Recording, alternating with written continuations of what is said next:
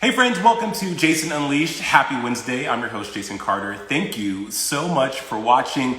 I thought I would give you guys a gift and give you some laughs for this hump day. And on today's show, I am so excited to have one of the most amazing guys to ever grace a small screen, Kalen Allen from OMKalen in the building. Let's bring him into the show.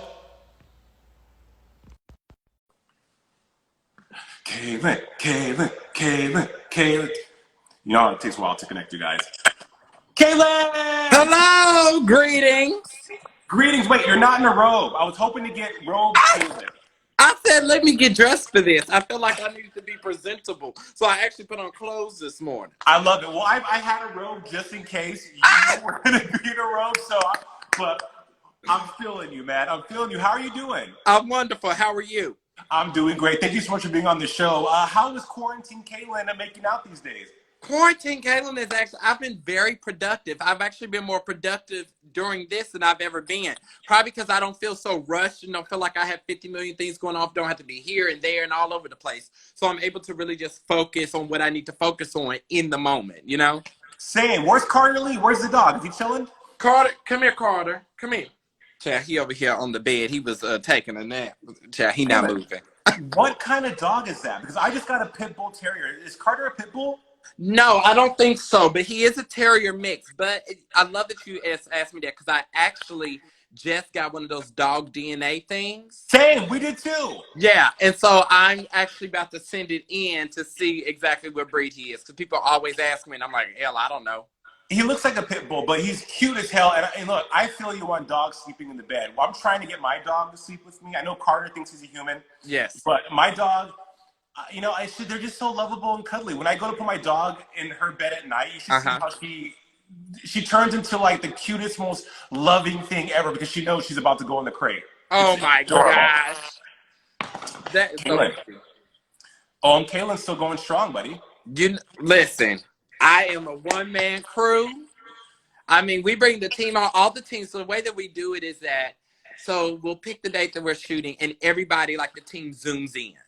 But I'm the one setting up the camera, setting up the mic, setting up the lights, doing it all, moving it all around. Listen, I am determined to continue to make content. I think it's very important in this time that I continue to entertain people and give people a way to escape from all the troubles of the world or whatever. And so I am going to work until I can't work no more. We love it. We love it. Well, the videos are great. Some of the food that you critique. Yes. One video just did me in for a couple hours. It was the gelatin SpaghettiOs. I used to love SpaghettiOs. Oh, okay. Yes. With the Vienna sausages. Why? Who? You know that wasn't a black person that thought of that. Vienna sausages. We know it wasn't. The nastiest thing ever. And then gelatin, anything gelatinous just does my head in. And then, so I felt you on all that. But I think we're spirit animals because I too have an affinity for seasoning, and salt and pepper is not really It's not enough. It's not enough. Especially in chicken. Right. This is, Kaelyn, you've been killing the game, man. Like, since your rise to stardom has been meteoric. I mean, just Temple University in Philly, drama major. You're just going along, just living your best life. Yes. All of a sudden, queen of daytime, one of the queens of daytime, Ellen's like, you know what, this guy's great. Let me just pluck him and bring him to LA, and now we have you, this maven, this mogul that's doing so much. How has life been? Yeah, in quarantine, and now that you have a little bit of downtime, have you had time to like really reflect on like how awesome this ish is?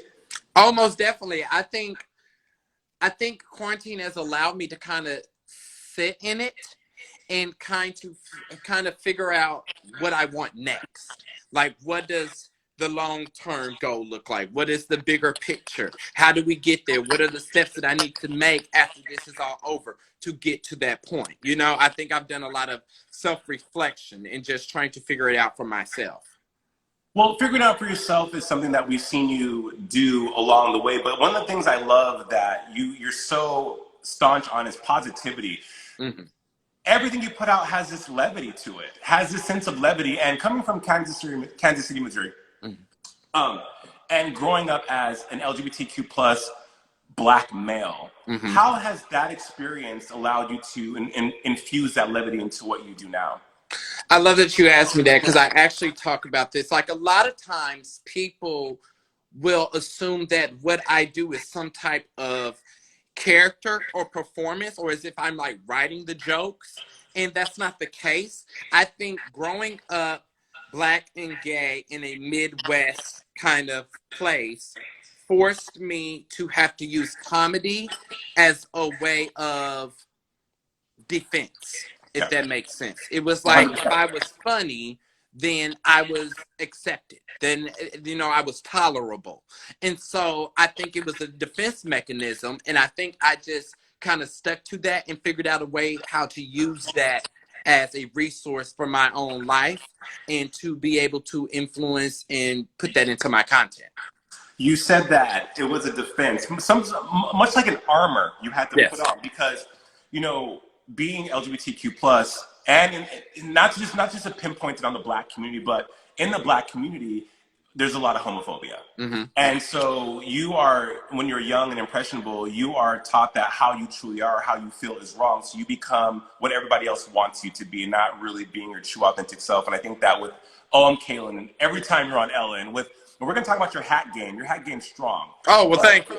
Yeah, but we see that coming out. You being a role model, do you feel pressure? I mean, you have close to 4 million or maybe over 4 million people across all social platforms that look to you, that hinge on your every word, Kaelyn. Do you feel the pressure of that to be a role model?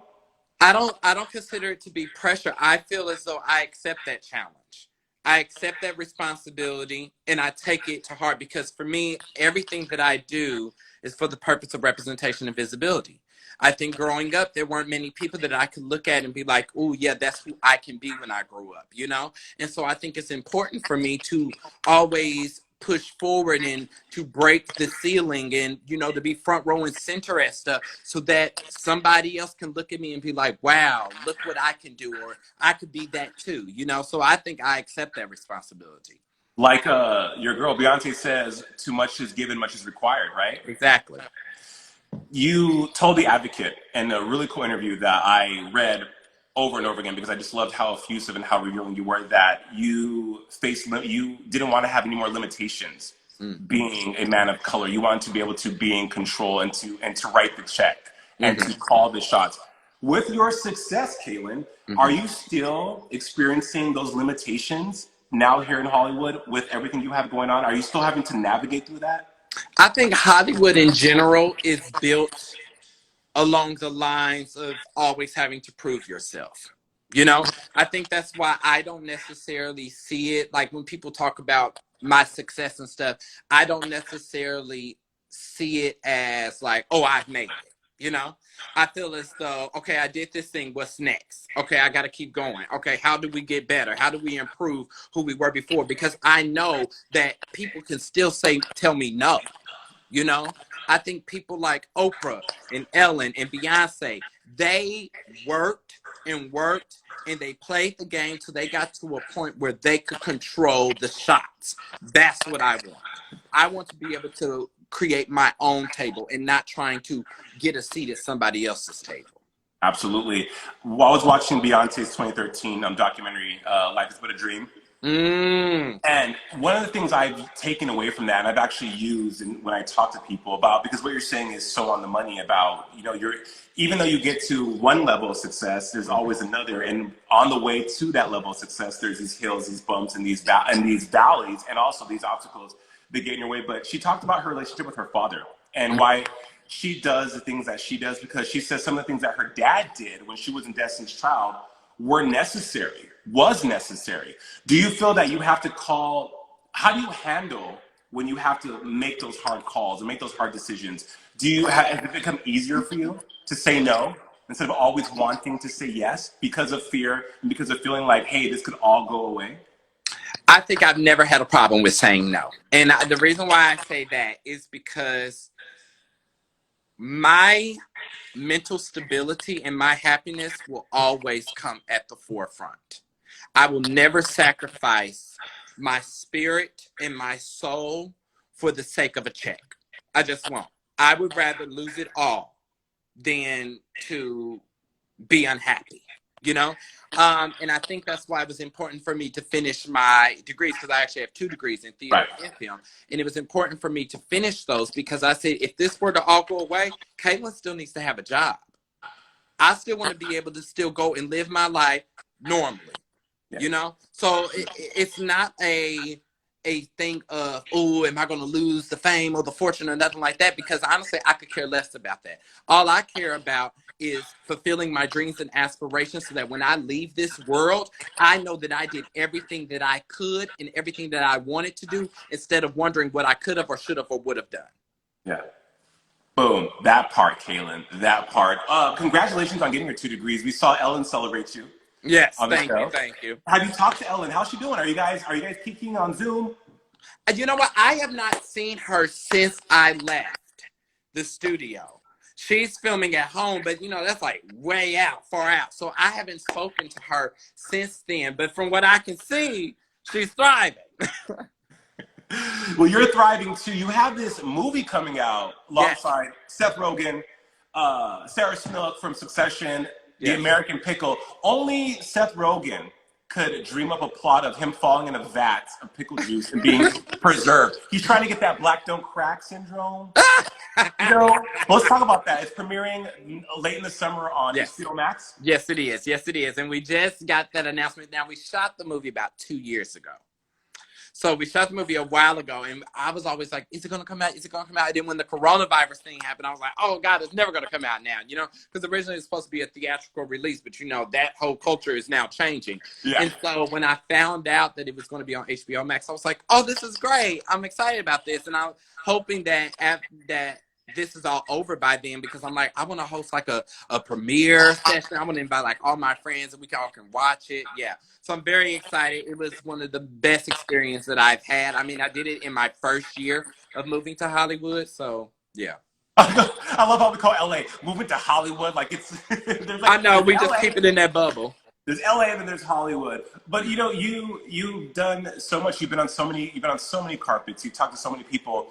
I love the fact that you ultimately want to have your own daytime talk show, which I can definitely see happening. Yes. I'm trying to figure out what I want it to be, because I'm also on the realm of, do I want it to be, I know I don't want it to be late night. So I'm like, I kind of want like a morning show, mainly because I'm a morning person, like a morning show or a daytime show, but I also want it to be more variety style, you know? Like I want skits, I want all of it in between, because I want to be able to exercise all the talents that I have.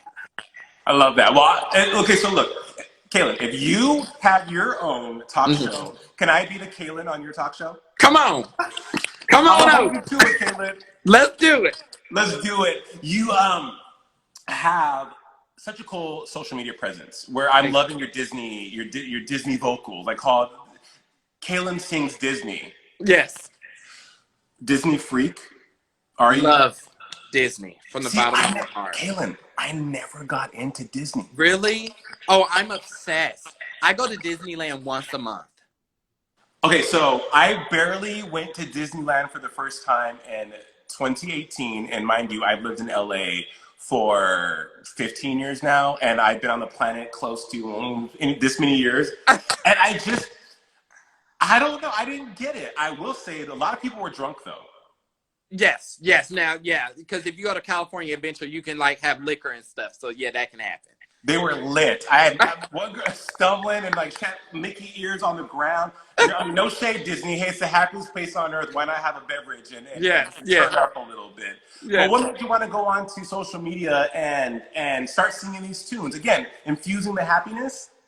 Yes, and I think for me, the reason why I love Disney so much is because it reminds me of a time of innocence and adolescence. A time where nothing else mattered but that Disney movie, you know, and whatever that plot was.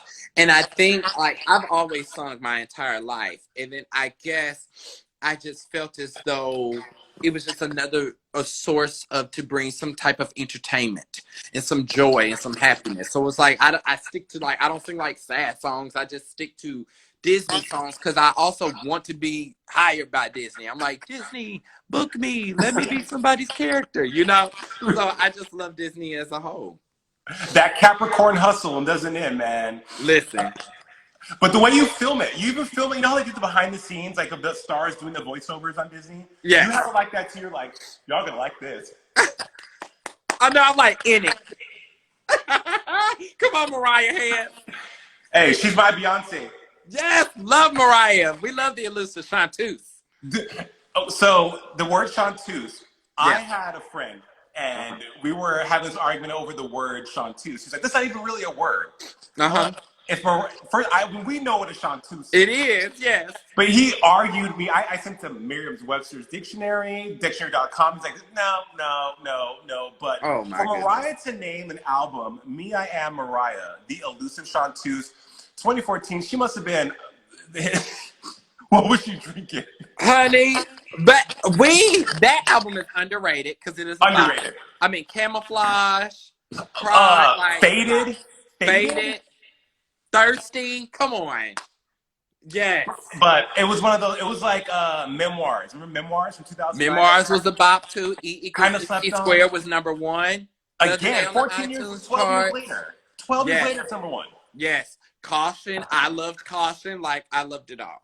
I loved it all. But I have to disagree with you on the B-Day, on the B-Day album being, I don't know, man. Okay, B-Day was dope because it was club bangers back to back. Yes. 2 weeks to record it. Yes. But self-titled, even that's like her, like the perfect Beyonce album. Really? Yeah. Self-titled's my least favorite album. Okay, this interview's done. Bye. Self-titled was everything. What are you talking about? I think self-titled as an entire moment was everything. Yeah. I think musically, it didn't do it for me. Like, it's like, yes, I got bops and stuff, but I mean, like, Flawless is like essentially a 2-minute song where all she says is flawless, you know? But I love Beyonce. Beyonce today just released a remix with Megan Thee Stallion to Savage, and it's a bop. Yeah. But I had to put on the glasses because I feel like you're reading somebody right now. I'm not reading. I know. I'm just saying. I think when you look at the entire catalog, the strongest one to me was B-Day, but also I think maybe because I'm associating that with like the Beyonce Experience like tour and like how epic that was. Epic. 2007, she was unstoppable with that. I mean, come on, you know? Yeah, I feel like that. Beyonce, the self-titled didn't really have, the rollout wasn't as clean and crisp, you know, with like the tour following. Like it didn't exist. But Beyonce, the thing about Beyonce, she went on tour after tour after tour as Mrs. Carter's show, and then she had On the Run. It was, I mean, I have yet, and I'm probably the Beehive's gonna come from, but I have yet to see a Beyonce concert besides ones I get with the downloads when you download the album. But I will say self-titled, the reason why I was here for self-titled was because only Beyonce can change the way we get music. I remember exactly where I was. I was at the World of Wonder Christmas party, 2013. I had just got an alert about some kind of direct deposit, and then everyone's phone started lighting up, right? I'm around all these drag queens are like, Beyonce just dropped a new album. Girl, nah. What? Really? Nah, Beyonce? And then the next day it was everything. And then just everything that came from that album, how she was able to permeate pop culture like that. Yes. Now that I do agree with. I think the moment was iconic. Yeah. The rollout, that was just mind-blowing. I remember because I had just left work. I was working at Polo Ralph Lauren.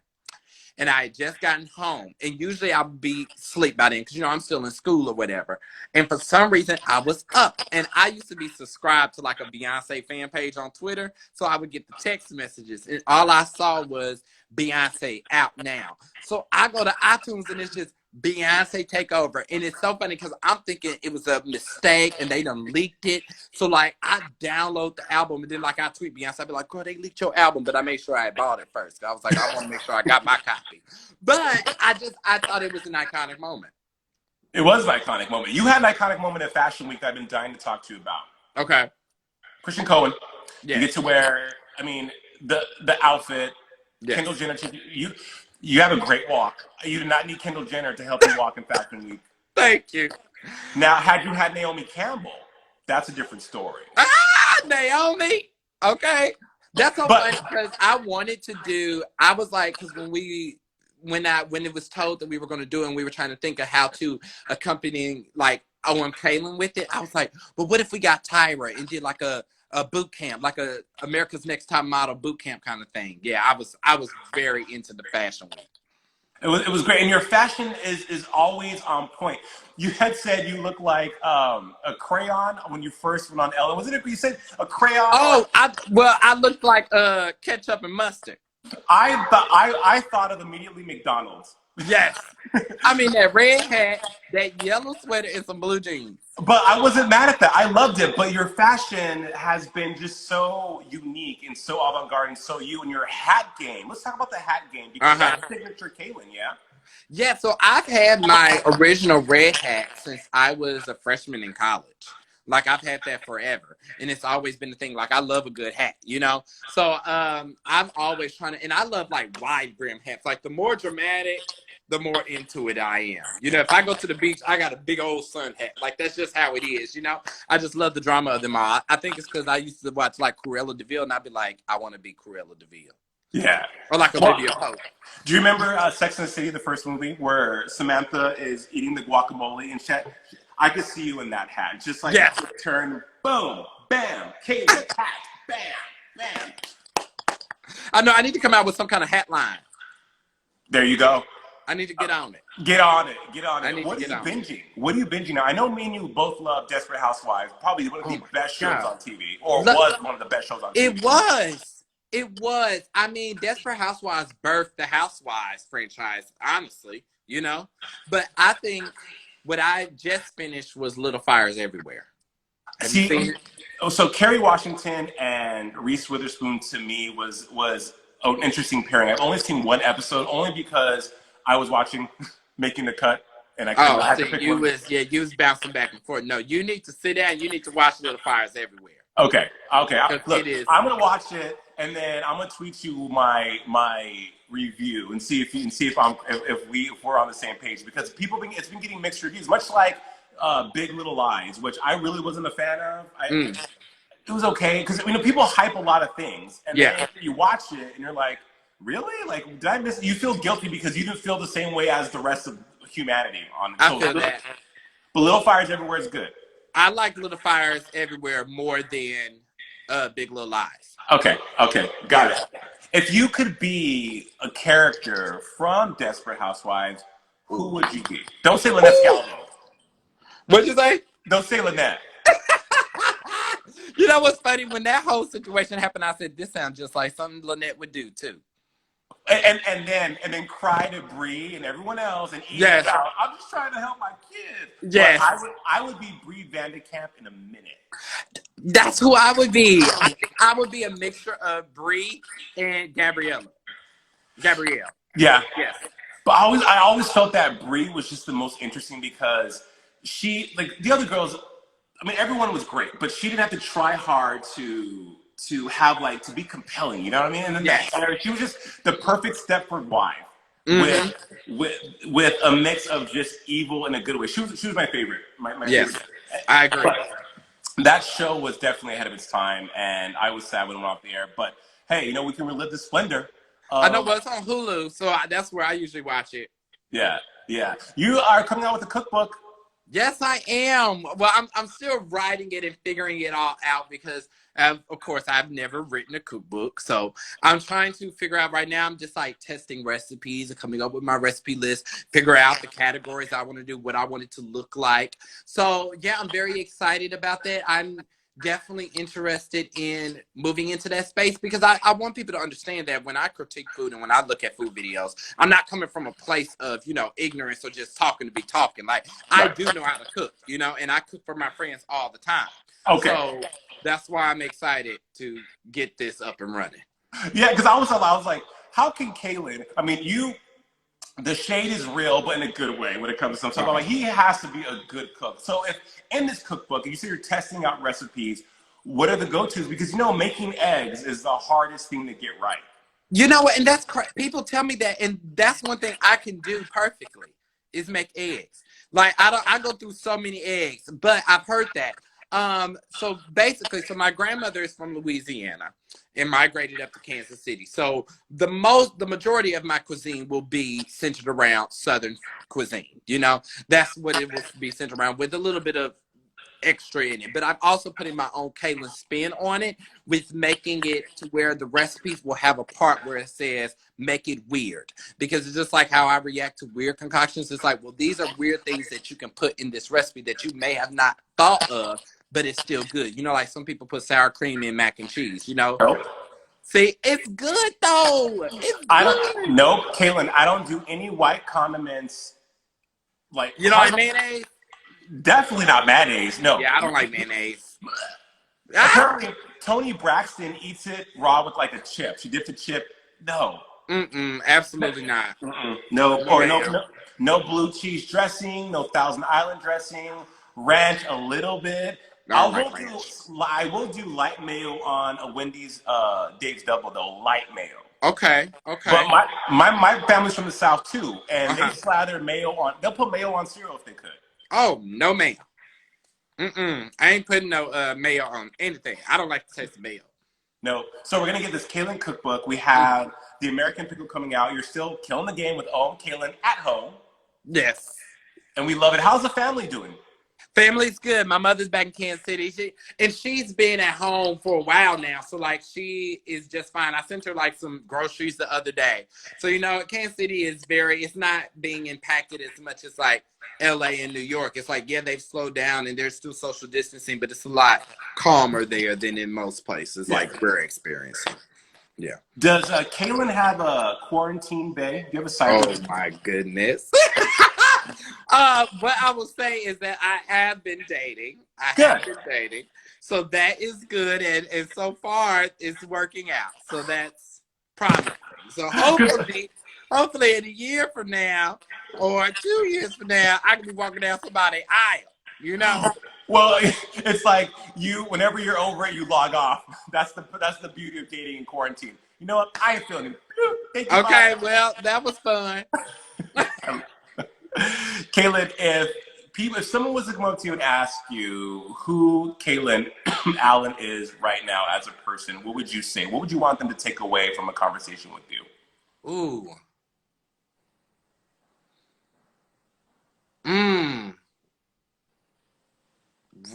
I've never been asked that question before. I would have to say Kalen Allen is an entrepreneur. Yeah. Yeah. Point blank period. I'm about my business. About that business. I love it. Kaelyn, it has been awesome talking with you today. Huge fan. Keep up the good work, man. You are, again, I'm a lot older than you, Kaelyn, and you are so inspiring, and I'm so happy to see your success. I'm so happy that you're able to be a beacon and be a light for our LGBTQ plus brothers and sisters, and you are just a light in general. So all the best, man. Stay safe in quarantine, and we're going to look for that movie, that cookbook, and damn it, that talk show is happening. It's coming, baby. Claim it. Claim it. Speak it into existence. We just did on Jason Unleashed, man. You be well, and we'll talk to you soon, Kaelyn. All right. Bye-bye. Thank you. Bye, buddy.